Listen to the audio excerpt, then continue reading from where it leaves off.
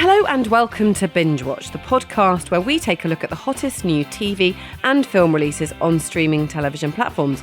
I'm Hannah Fernando, the group editor of Woman and Home magazine. And I'm Ian McEwan, writer on TV and Satellite Week, TV Times and What's on TV magazines. And today we're looking at the new releases that will be available on Friday the 29th of November 2024, including a thrilling new Netflix drama about the life and tragic death of Formula One icon Ayrton Senna, and a stand-up show from Kaleb of Clarkson's Farm fame on Prime Video.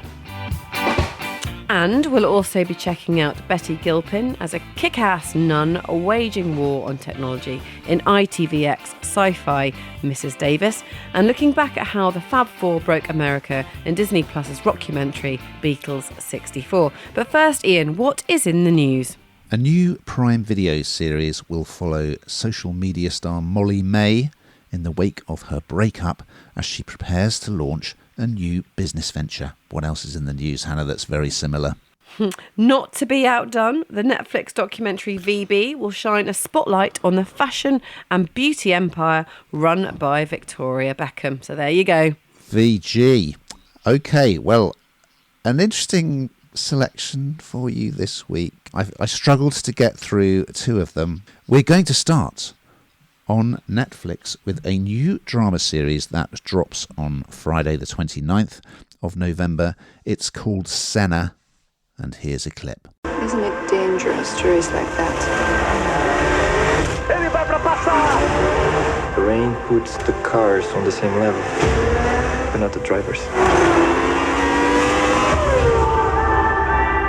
Everything is wrong. The regulations, the media, the drivers. McLaren's fracturing in two. So there's a documentary about Ayrton Senna on Netflix as well, which I suggest you seek out. For those who aren't familiar with him, he was an iconic Brazilian driver, and tragically he died in a crash at the San Marino Grand Prix 30 years ago at the age of 34. This is looking back over his life and career. He was an incredibly gifted driver, really fast, brilliant in the wet, very competitive. He could really push the car right to its limits, and he really understood how the cars worked. He won 3 world championships. He had a great rivalry with Alain Prost, the French driver, which you'll see. So this takes you right back to his early days of karting and his upbringing in Brazil. He is played by Brazilian actor Gabriel Leone, who really inhabits him in the role. He looks a little bit like Senna. He's very, very convincing. But yes, so you see him go-karting and practicing over and over again in the rain, which is something that's going to pay dividends. And they work it quite cleverly. So often the race footage from all his Formula racing and his Formula One racing, it's brilliantly realised. So they kind of mix genuine footage with CGI and then also cuts to him, apparently sitting in the moving car. It works incredibly well. We see him come to Britain, to rainy Britain, to get a drive because of family promises that he made after winning a championship. I think it's a Formula 2 championship. He announces his retirement and he goes back to Brazil. But he cannot give up his dream. So he comes back to the UK, and you see that he drives for several different teams. He starts with a relatively unknown team, and then he goes to Lotus, and he ends up at McLaren and subsequently Williams. Other people you will see include Stephen McIntosh as Frank Williams. You will see Kaya Scodelario from The Gentleman as a motor racing correspondent. Things that I didn't realise, because F1 was very much a European sport, there was kind of a fair bit of prejudice against Latin American drivers, and it was hard for them to get the number one car, which was very frustrating for Senna. We see relatively early on, you see this incredible, this legendary race in Monaco where it was lashing down with rain. He started way back on the grid, and he went all the way through the field until Prost, who was leading, and he was definitely going to be caught, so was waving to the officials to stop the race. And so although Senna crossed the line first, Prost was given the race. I don't think you have to be an F1 fan to enjoy this, because it's a really good sort of human story as well. And you see him with his family, with his girlfriend, the things he went through off the track as well as on.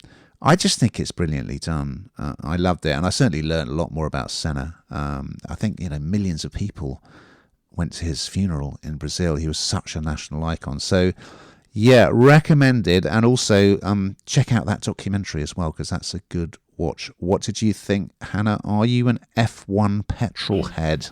Would you know what? It's funny. I actually do really like the F1. I used to like it more, a bit like I used to like the football more. I don't know why. Perhaps it just became, I used to be able to name all the drivers and, used to which team you preferred and what have you.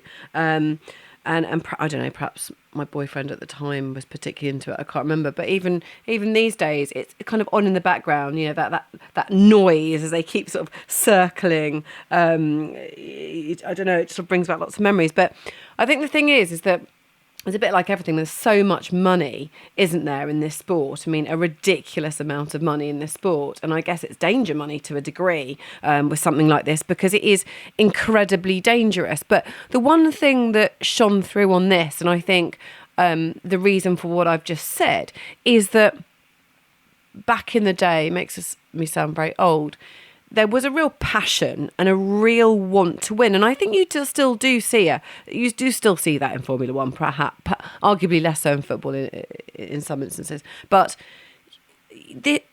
Senna was somebody who was so driven, and no pun intended there really, but just absolutely wanted to win. And you used to really find that, and they were so loyal to the team that they were with. And, it wasn't all, would have been a lot about the money, but I don't know, it just felt different. And there seems to be a massive shift, I think, in sport generally, and it's all around cash, of course it is. And they kind of move from one team to another. But this was sort of the glory days, wasn't it? It was the heyday, if you like, of this sport. And for me, something like this really brings to life. Very often they did start go-karting, didn't they? And karting, that's what they did, and then they rise up through the ranks.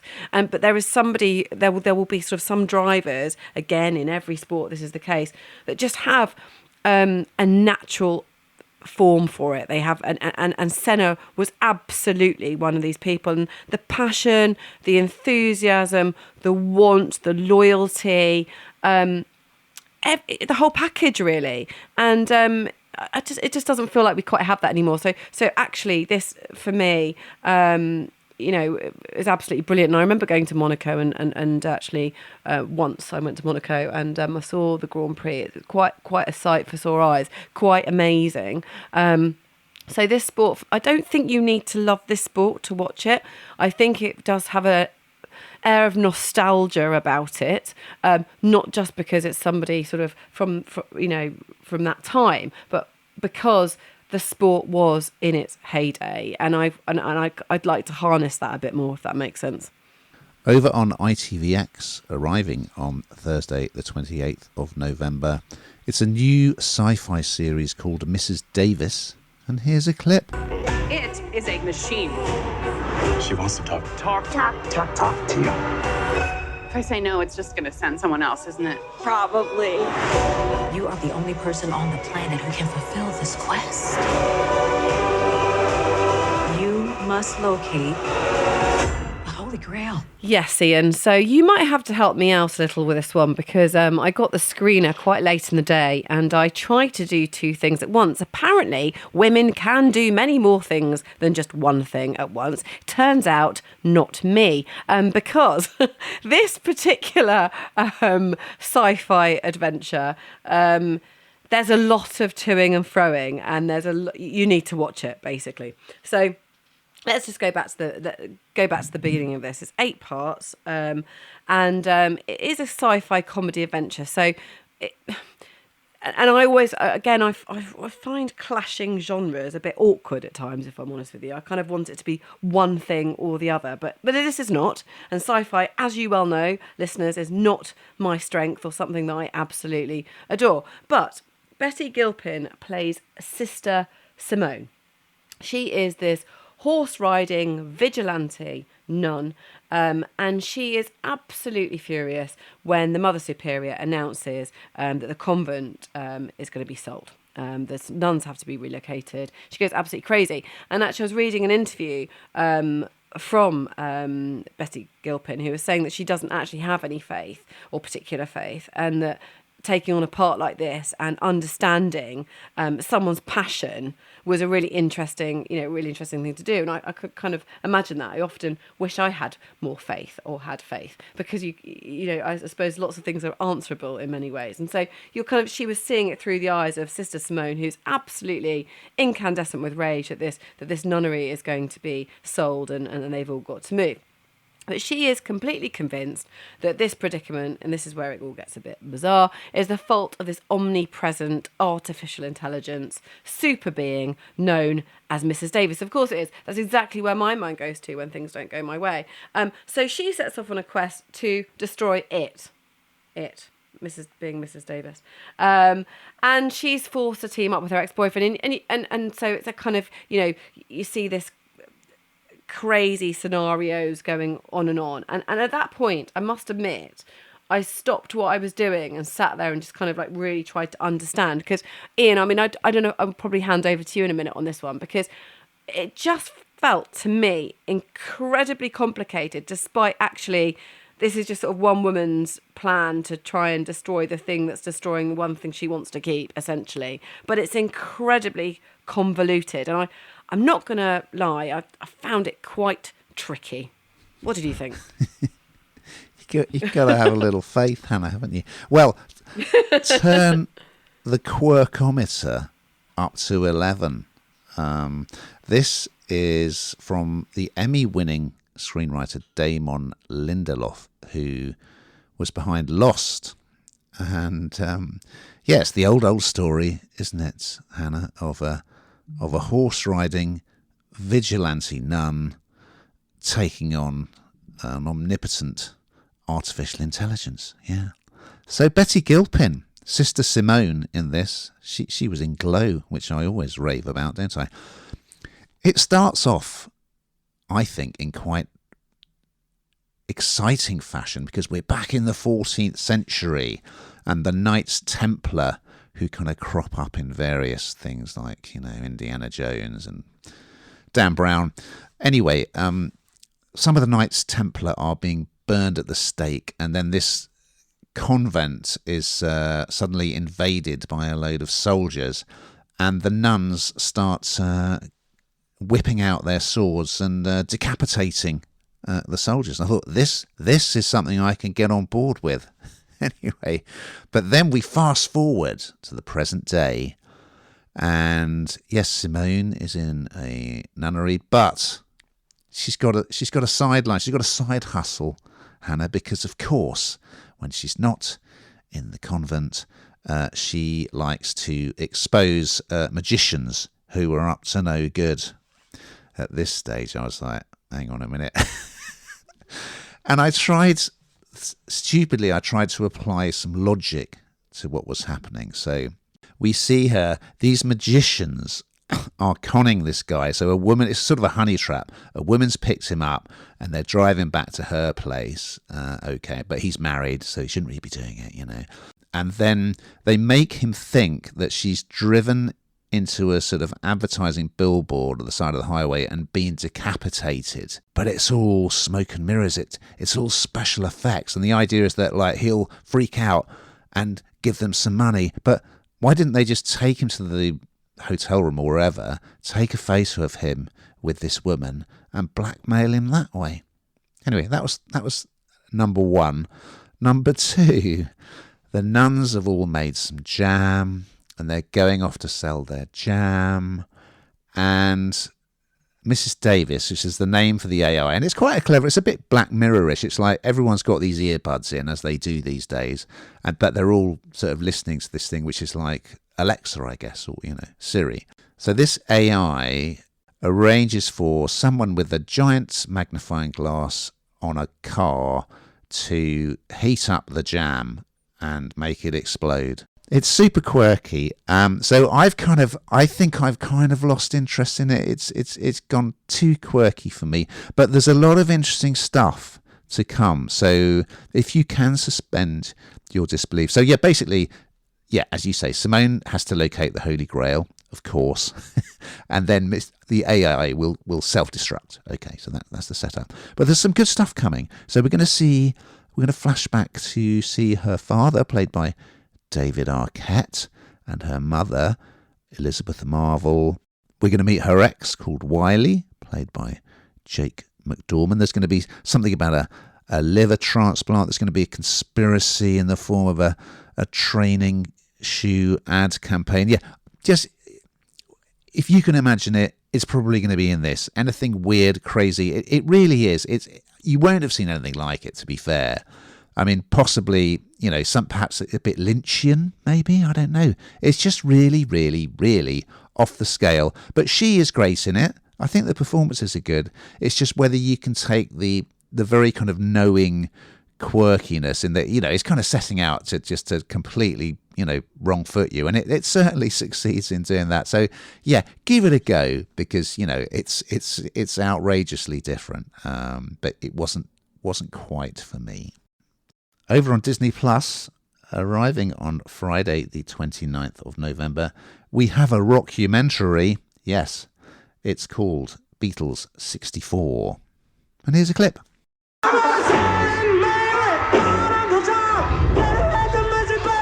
We were just like, we're in America.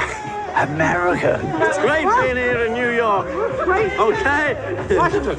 Oh, is that the place? I don't know. Washington. I'm just moving so fast. They wanted to know everything about America. The food, the groups, the dancing. And they loved it. So you can't cast your mind back, Hannah, to 1964, but I can tell you that Beatlemania had swept Britain and the Fab Four were off to crack America. Well, this is a one-off documentary. It's produced by Martin Scorsese, and it features a lot of footage that was shot by these two brothers, Albert and David Maysles, on that tour to America, where the Beatles were going to appear on the Ed Sullivan Show. And you see a lot of footage of that performance, which I hadn't seen before. I hadn't seen it in its entirety. Yeah, Beatlemania breaking out in the States and the screaming fans. There's a lot of interviews with fans that are quite entertaining.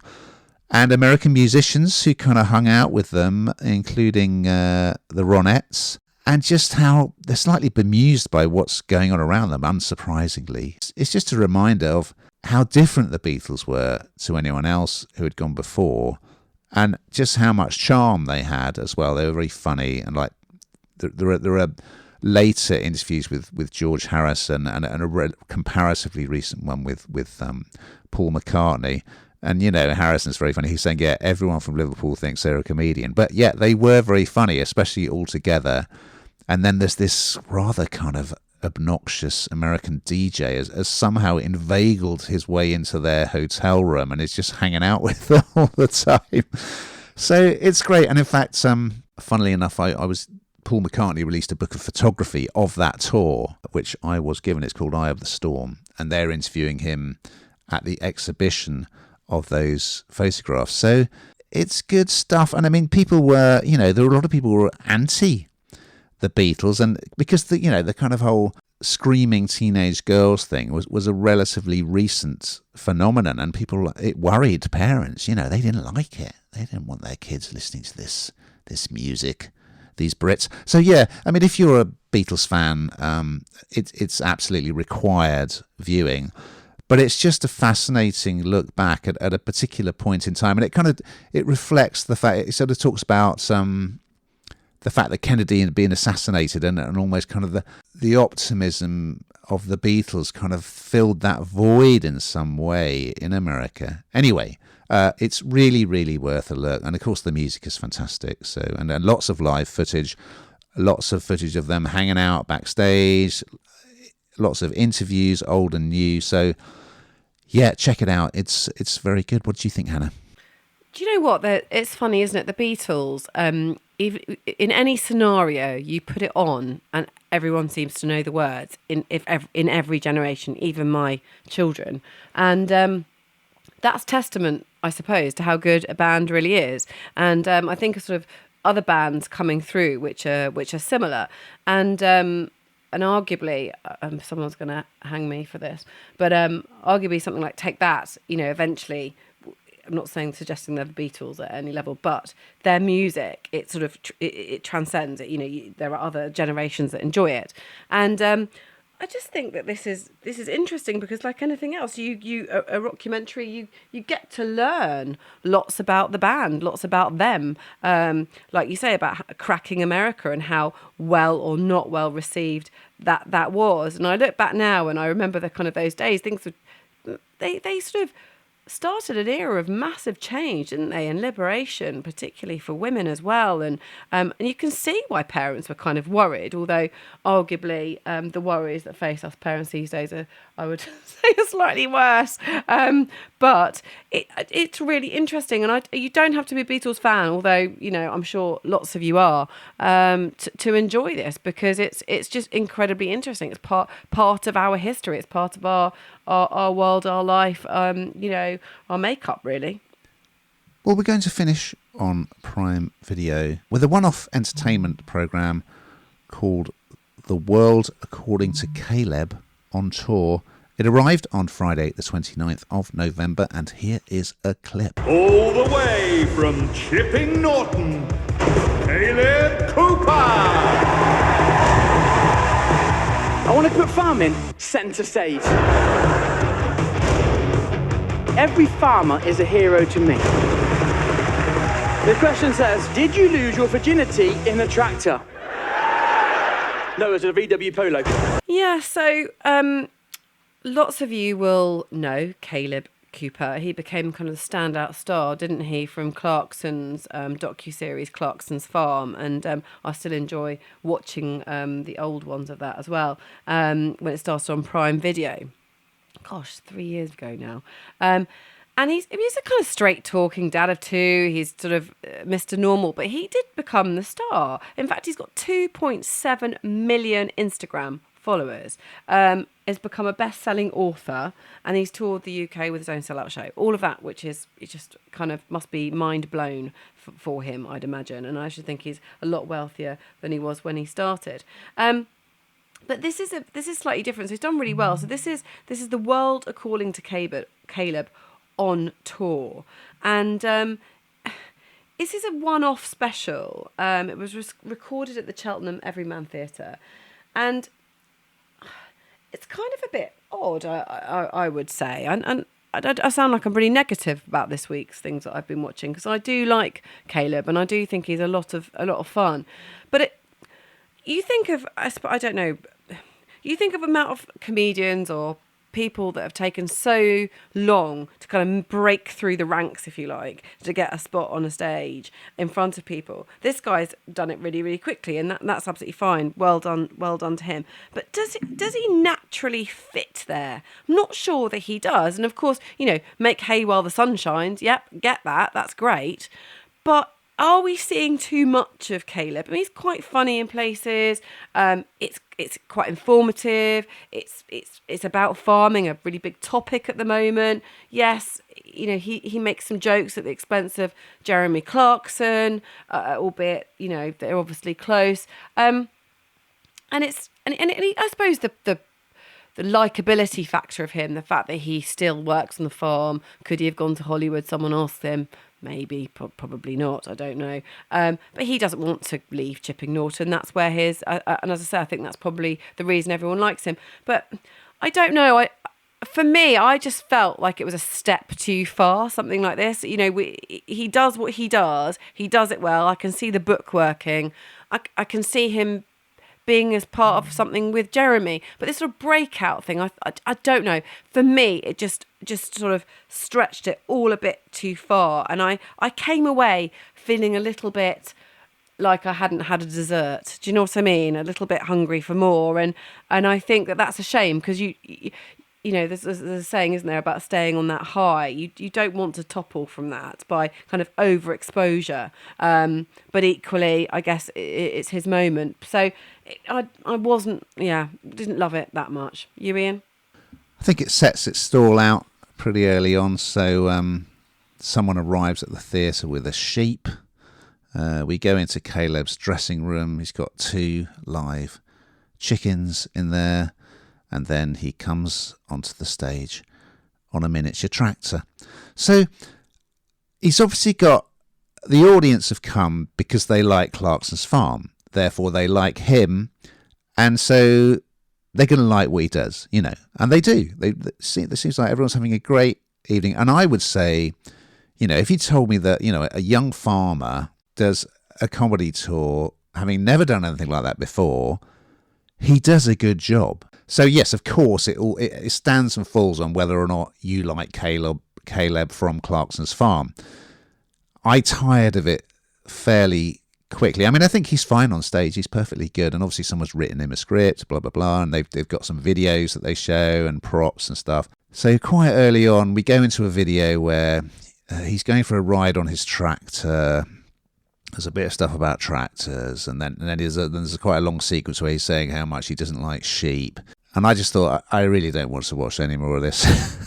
That's enough. I feel like I've got the gist. So it's not for me. I don't watch Clarkson's Farm. But I think if you like Clarkson's Farm, and a lot of people do, it's massively popular. And Kaleb, as you say, absolutely the star of that show. I think you'll find it, good fun, enjoyable, charming.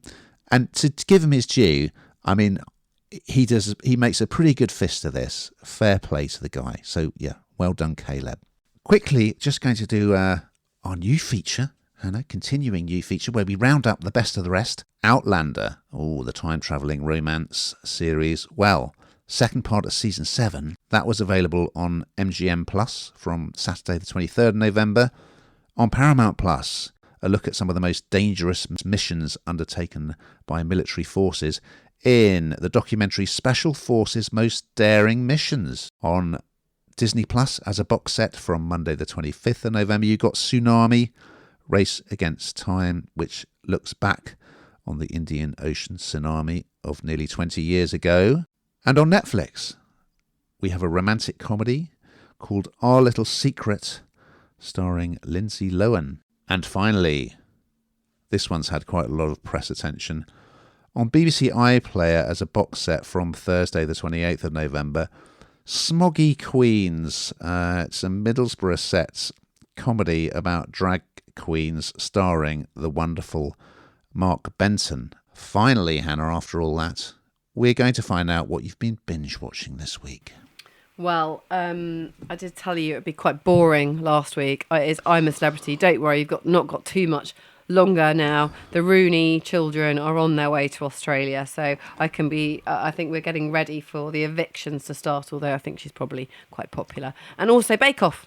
I don't like Bake Off as much as I used to, but anyway, I'm enjoying it. Dylan. Oh, lovely Dylan. He's my favourite.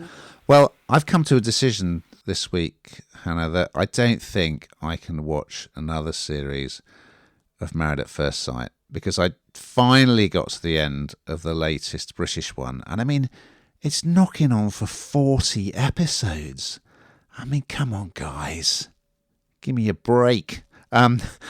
Elsewhere on Viaplay, something that we didn't get a chance to preview, unfortunately, but there's a rather good rockumentary series about Ace of Base, who, of course, did All That She Wants Is Another Baby. So, check it out. Very interesting story about that Swedish band.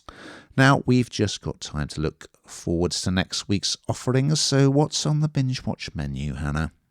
Well, Keira Knightley and Ben Whishaw are double agents in Christmas set spy thriller Black Doves, which is on Netflix. And looking forward to this. Politician yes. Jacob Rees-Mogg allows the cameras to follow his privileged life in the reality show Meet the Rees-Moggs on Discovery Plus. This isn't a hoax, it's actually happening. So we look forward to those and much, much more as we close in on Christmas. But in the meantime, listeners, keep watching.